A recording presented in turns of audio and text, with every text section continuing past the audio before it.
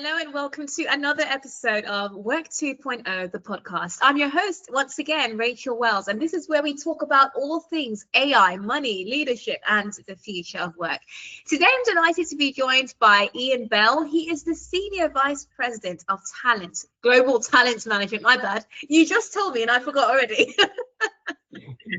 And you work at Sedgwick, which is one of the world's largest insurance companies. How are you doing, Ian, today? Very, very well, and thank you for having me. You're welcome. You're welcome. Well, here to talk about more about the future of work again, what's happening in this year when it comes to hiring patterns, especially when it comes to AI, how that's impacting. We know AI is impacting a lot of hiring. LinkedIn today released a report about graduates in the job market and how AI is impacting that. There's a lot in the headlines right now, especially in the UK, talking about, college graduates, how they're finding it more difficult to find work, especially entry-level jobs. One of my previous guests on this podcast told me entry-level jobs are about to be extinct. What's your take on that? I think there's a few things at play with that. I wouldn't like to think they're becoming extinct, but they certainly are changing. There's certainly some differences in the jobs that are being offered at the moment, with AI taking away some of the sort of entry-level duties that people had, or doing them faster or quicker, or whichever way they do it. It does mean that the roles change and focus much more on the human aspect and the things that AI can't do very well. That kind of thing.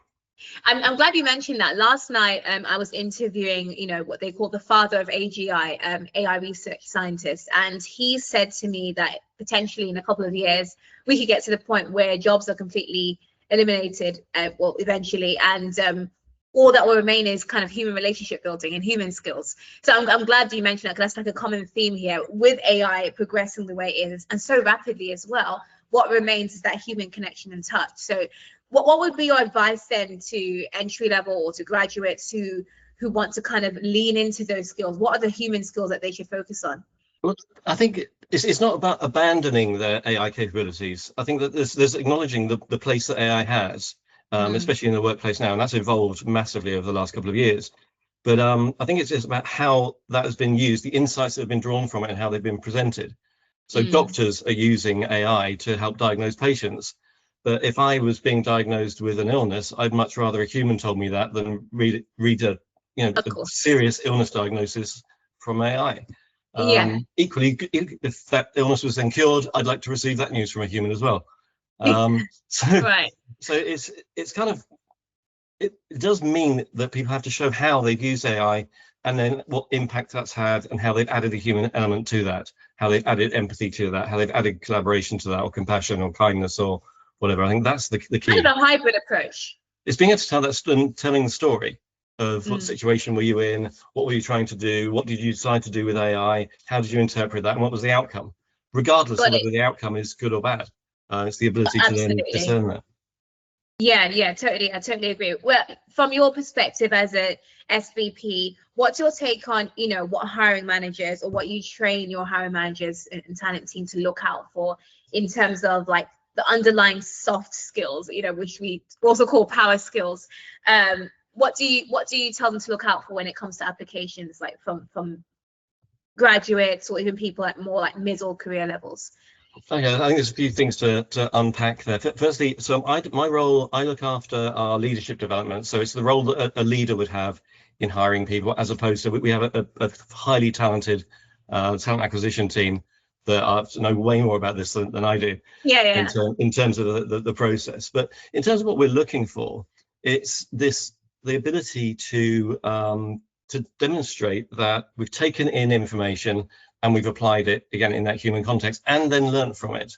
So we're looking for people to tell stories around, what's happened, what the situation was. The behavioral side of it is very much what we're looking for, because those aspects won't be replaced and will become more important, and that will be the competitive advantage for organizations. And most organizations will be doing things quicker and faster and slicker and with AI. But that human aspect is the competitive advantage and the differentiator that we would be looking to achieve. So with that storytelling then, is that, because often when I think about that, and I used to, as a coach, I would tell people, the STAR story method that you use for interviews. How do people do that when it comes to resumes and job applications, where it's kind of restricted? You don't have that space to tell that story, or do you? I think you do have the space to tell the story. I think, and we're in this strange situation where, large talent acquisition teams are using AI to scan resumes and CVs that have probably been mostly written by AI anyway, if people are smart. Interesting. It's just AI talking to each other. So it assesses itself. It's a bit like when you create a document. I've created documents using AI, and then the little AI tool on the side tells me how to improve it, which I would have done in the first place. But I think it's where organizations have, so we have a capability framework that we're about to launch, which acknowledges the sort of the harder competencies, if you want to call them that, the technical skills, those decision making and using strategy and that sort of thing. But then we also have the personal impact side of the coin, which is how we influence people, how we collaborate, how we communicate, how we work together, how we deal with things when they're challenging, what our professional credibility looks like. So I think where candidates can understand the values of an organization, understand the things that organization values and how it's differentiating itself, and then use experiences from their own lives and try and have those experiences while at school or college or university. That's what sets them apart, because then you've got those examples to draw on, however trivial they are, whether it's organizing a camping trip or doing a huge charity thing. It doesn't matter, the skills are still the same. And I would imagine then with that storytelling, a huge part of that would be like quantifying what the impact was, so that you could really get the picture of what they did, what they delivered, what they achieved, right? Absolutely. And I think I mentioned earlier on, it's not just the ability to say, this was the situation, I had to do this thing, so I decided to do this, and this was the outcome, and it was all wonderful. There's also an element of saying, and the outcome was a disaster, and here's the reasons why, and here's what I learned from that, and here's how we applied that, and it didn't go quite as expected. We're not looking for, I don't think employers are looking for polished answers and practiced stories. It's actually looking for genuine human abilities to discern between what is coming out of AI or what decisions have been made, and understanding whether those are good enough, whether sometimes good enough is good enough, or whether it needs to be better, and being able to apply logic and reasoning and rationality to it. I like that. I think that kind of leads on to my next point about emotional intelligence, because what you just described there, it sounds a bit like the growth mindset, right? Learning from your mistakes, or not even mistakes, to call them areas of improvement, right?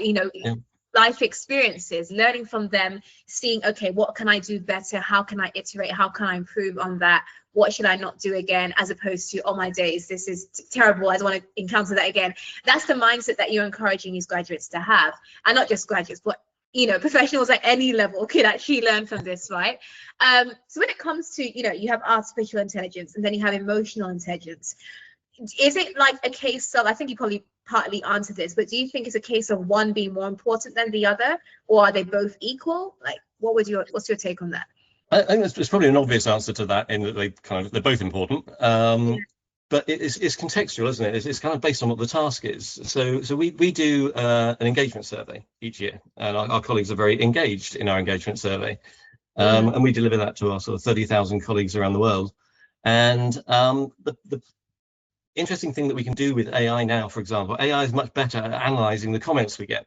We get 13,000, I think it was, comments in our engagement survey last year. And for humans to go through and try and analyze those and categorize those and understand what the sentiment is that's being expressed, and the context of that is just takes a long time. And then, but by that time, you're a long time after the survey, and so that sentiment may have changed. With AI, we can do that instantly, and it gives us categories, even categories that were commented upon that we didn't ask about. So we had a large number of comments about a particular thing in the company, both good and bad.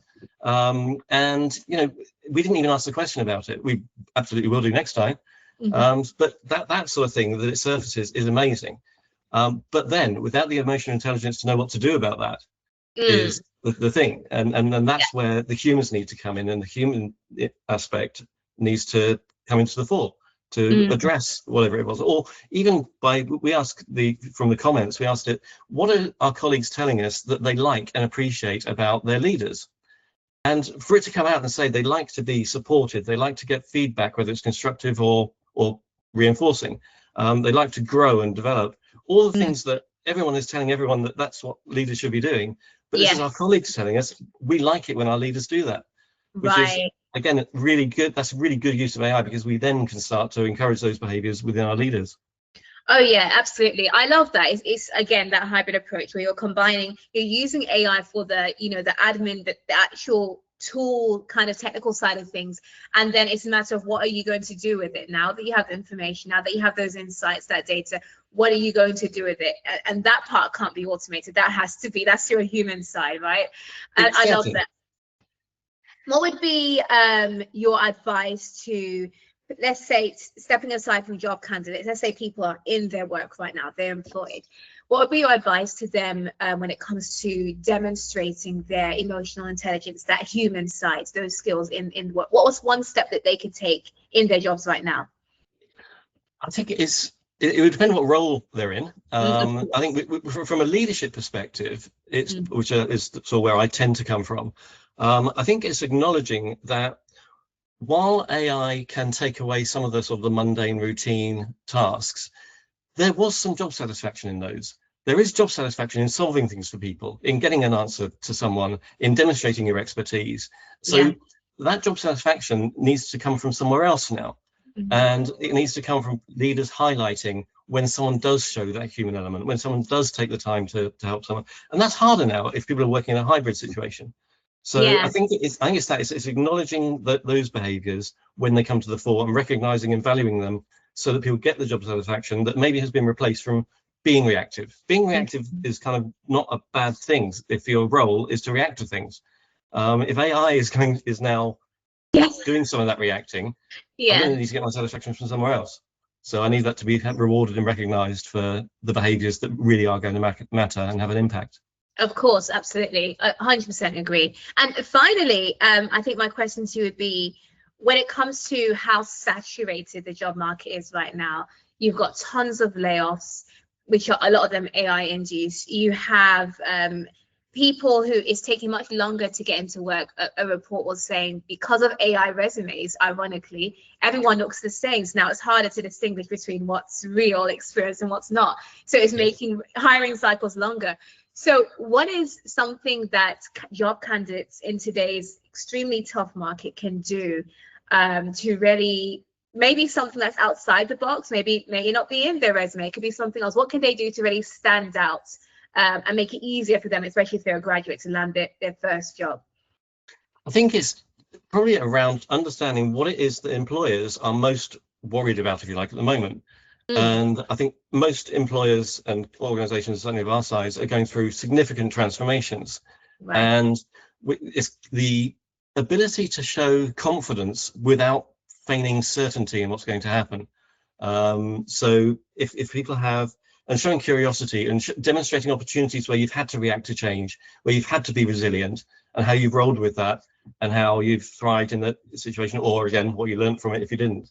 So I think it's understanding that element of that everyone's in not turmoil, but there's certainly a lot of change happening, and showing that you can adapt and react to that change in a positive way and contribute to it, even if it's just the emotional support for others.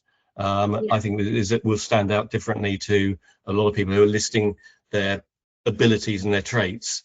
Is listing that quality is something that would be different.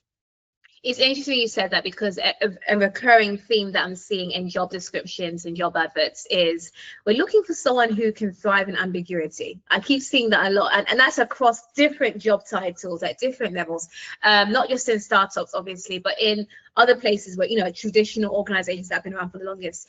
We're looking for someone who can thrive in ambiguity, or who can navigate, changing circumstances at a moment's notice, and know how to cope and handle that emotionally and operationally. And I'm thinking that's a common theme. So you saying that kind of reaffirms what I've been seeing in the job market. That's not just in the UK, that's in the US as well. Absolutely. It's quite interesting. So so there's a lot of change happening, but ultimately I think your message is definitely combining that human element with that AI element, and also just, like you said, figuring out what employers really want right now as they're encountering this change. What is it that they need, and finding a unique way to fulfill that, right? Thank you so Absolutely. much for lending your time for this interview, Ian. It's been a pleasure having you on board. And like I always say, if you're worried about your future in work and you're concerned about where do you fit into all of this, with so much happening every week, there's a new AI update, right? So feel free to follow Work 2.0 the podcast on Spotify, on Apple Podcasts, or wherever you listen to your podcast. Give us a good rating so we can get this out to more listeners. Share this with your co-workers or with your loved ones, and feel free to comment and share your thoughts or any questions you have for Ian, and I will definitely pass them on to him. All right, then, take care and have a great day, and I'll see you on the next episode of Work 2.0 the podcast.